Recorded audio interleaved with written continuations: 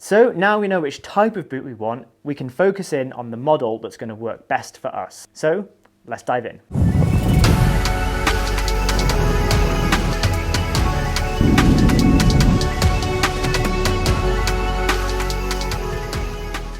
Hello and welcome back to my channel. You join me here in Sole Bootlab in Chamonix, and I'm doing a whole series here on how to optimize your ski boots. This is part 2 of a 4-part series, so if you haven't seen the first part, I'd strongly recommend that you go and check that out. I'll leave a link for it here and down in the description. And whilst you're down there, make sure that you've hit that subscribe button and turn on those bell notifications. That way you're not going to miss any of the subsequent videos in this series or other things that I do on this channel. So once we've figured out which category of ski boot works best for us, it's time to get focused in on which shell is going to work best for our foot. In this video, we're going to focus on the free touring category, which is kind of like my workhorse boot. It's the boot that I'm in for most days of the season. For downhill boots or for other categories, you might have other considerations to think about, but I feel like the free touring range is probably the boot that most people who are watching this channel are going to choose. So in most ski shops, there'll be a range of boots to choose from any given category. In this case, we've got 6 boots from the free touring category, so we're going to look at the factors to consider when picking out the shell that's going to work for you. So here's the 5 main factors to consider when you're buying a free touring boot. We've got fit, range of motion, weight, aesthetics, and price. Now these can change around a little bit, but let's start down here with price. Now the price might be a very important consideration for you, and I get that things are getting more expensive and it's difficult to pay for everything that you need to be able to go skiing. But what I would say about ski boots is it's definitely an area that it's worth putting more of your money into. Remember that ski boots are your interaction with the ski and therefore the snow, and getting a well-optimized boot that fits your feet very well is going to give you all-day comfort and a good feeling of skiing. Aesthetics really comes down to the color of the boot or the look of the boot, and for me that's not really of much importance.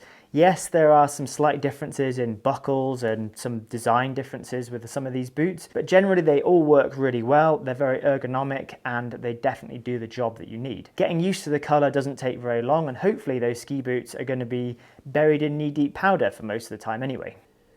Weight could be an important factor for you, but if you're considering the weight to be an important factor, then it might be worth considering a lighter class of boot. A lot of the boots that we're going to talk about behind me here are actually quite similar in weight. Maybe there's a few differences of a few hundred grams at most. Generally, the lighter the boot is, the less performance you're going to get from it, whether that's less torsional stability, so side to side stability, or whether it just feels a little bit less damp over those kind of chattery bumps. So a little bit of extra weight can actually be a good thing sometimes if you do a lot of skiing in resort or on kind of tricky snow conditions like we get in the Alps, for example. Remember that the liner that goes into the boot can affect the weight quite a lot, so that's an important consideration as well, and it's something that we're going to talk about in a later video. For me, the range of motion is also not that important because I find that I can never really use the full range of motion of a boot anyway. Generally, it's nice to have something that's fluid and isn't, holding you back when you make a stride, but you're never going to make huge strides when you're ski touring anyway. And also, most of the boots in this category are pretty similar in terms of their range of motion. So by far, the most important factor to consider when you're buying ski boots is the fit. If you buy a pair of ski boots from the internet, let's say, there's a pretty high chance that you're going to make some kind of mistake in fitting that boot. You're either going to get the wrong size, it could be too big, or you simply might just get the shell shape that's wrong for your foot. This is where a boot fitter is indispensable. They spend all day, every day, looking at people's feet, looking inside ski boots and making decisions about what's going to fit the best. So for me, for example, I now know that a Technica boot fits my foot the best, and I wouldn't have known that unless I'd actually gone and seen these guys and they'd looked at my feet and looked at the whole shape of my foot and made that decision.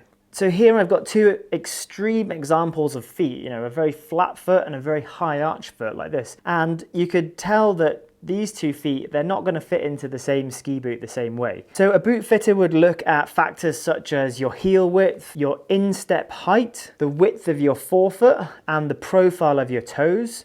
And they would also just look at the general volume of your foot as well. So I'd strongly recommend going to a boot fitter, getting them to look at your feet, measure everything, and then get their recommendation for which brand and model works for you out of a certain category. I wouldn't get too tied up with the brand or the features or what other people are skiing.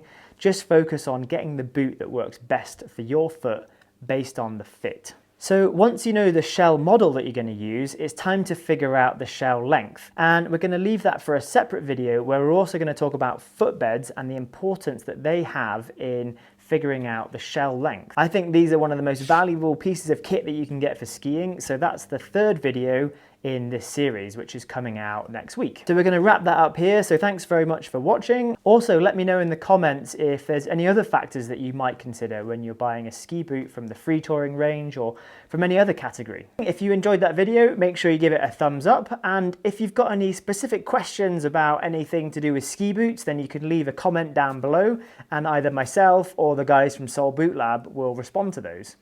So cheers guys, I'll see you next time.